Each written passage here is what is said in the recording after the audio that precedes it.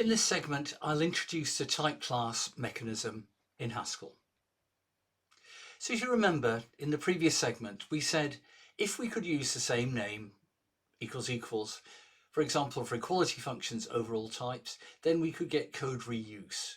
We could say this definition of LM holds for all list types, list of A, where the element type has an equality function.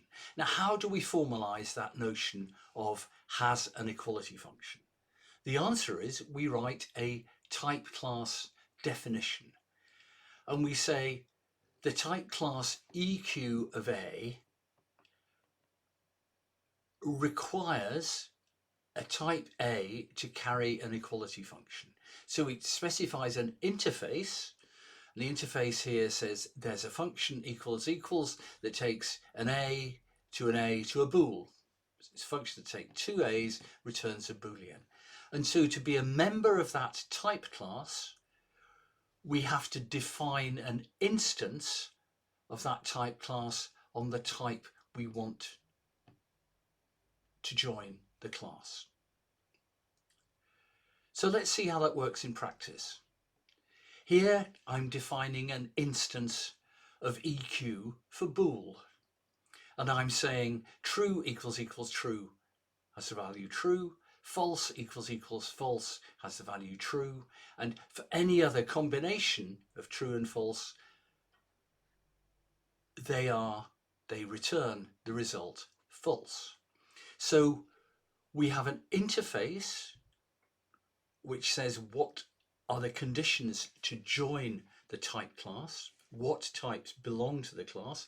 There has to be a function equals equals, and so if we want bool to be in that class, we define an instance of EQ, the type class, for the type bool. Now, I sometimes talk about classes, sometimes talk about type classes. I mean the same thing throughout. I just sometimes put type in front and sometimes don't. So we have type classes that specify what are the conditions to be in the class, those definitions, and then we have instance declarations which say this type belongs to the class. So there we've given an outright definition. Here's another definition that says, okay, I'm defining an instance for list of A, but that depends on there being an instance for A. And if you see, if we annotate these things here, you can see that we're defining the instance at list of A using the instance at A. So we're saying empty list equals equals A, empty list is true. And then what about the two lists x's, x colon x's and y colon y's? Well, we need the first elements to be equal, so we compare those, x and y, using equality on A, and then we do a recursive call on the tails. So we have to check the heads are equal and we have to check the tails are equal. And then any other combinations of inputs return the result false. So here we've written a definition of equality on list of A using equality on list of A. So this instance of equality over A depends on this constraint that there is an equality on A.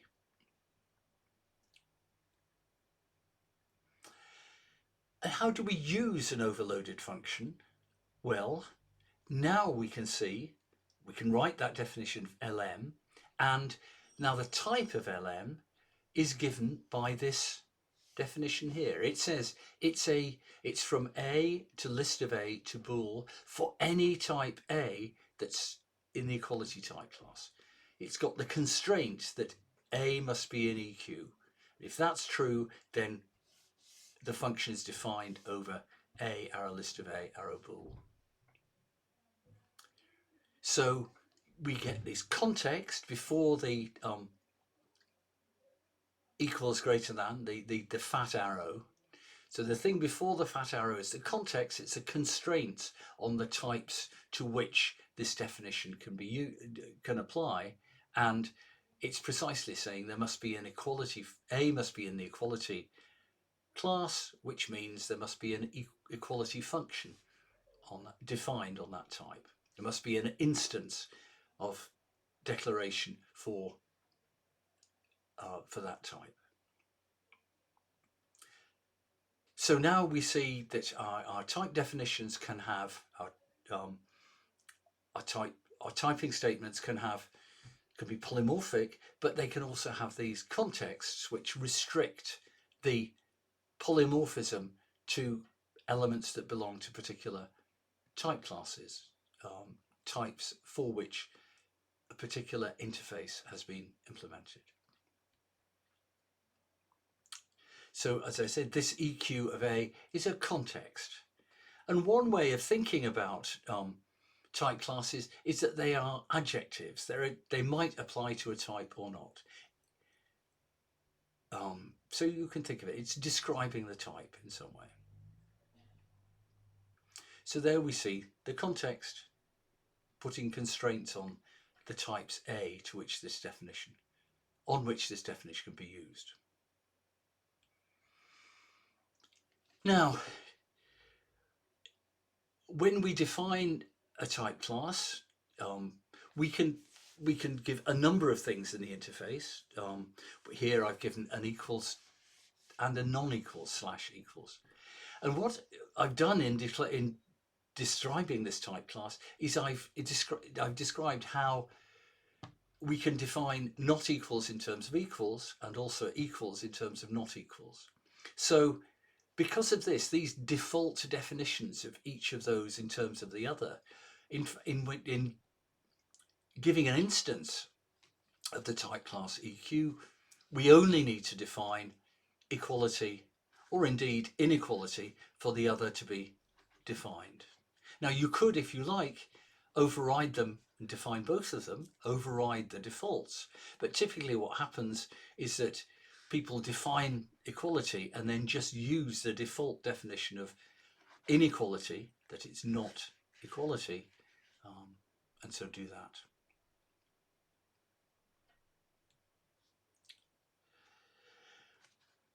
I showed you how to define equality for Booleans, but it's tedious often to, when the definition of something like equality or ordering or the show function, there is a, inverted commas, obvious way of deriving that, defining that for a new data type.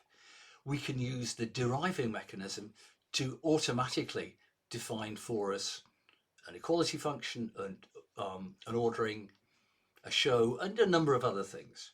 So this deriving mechanism means we don't have, each time we define a new data type, we don't have to define equality and ordering and show and so on for ourselves. We get a default implementation. Now, of course, we can always override those if we wish, but if we don't want to do that, then we have a ready defined instance derived for us.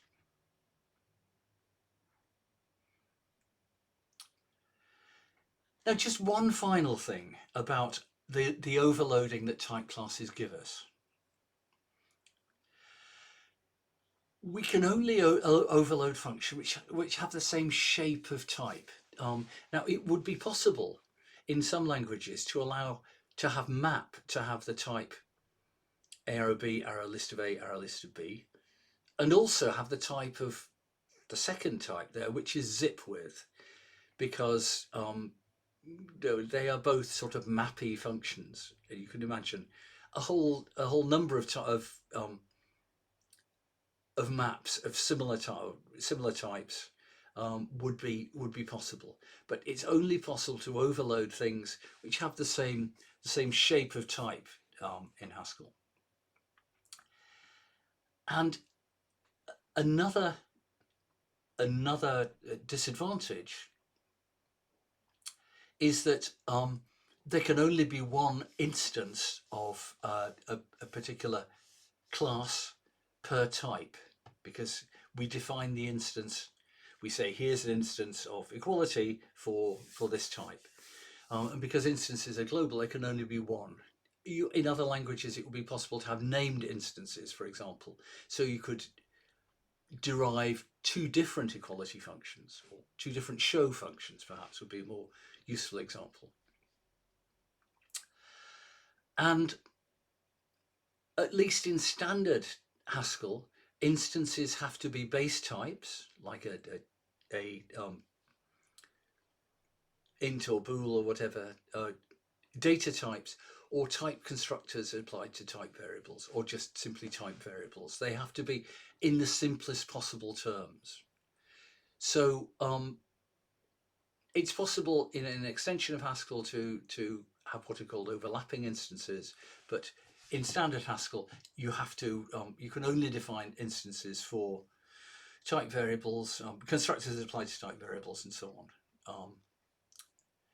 But I think we'll see that the mechanism is flexible enough and powerful enough to do an awful lot. In particular, it allows us to do overloading for all the numeric classes, where it's really very helpful to have a single plus operation over a whole host of different numeric types.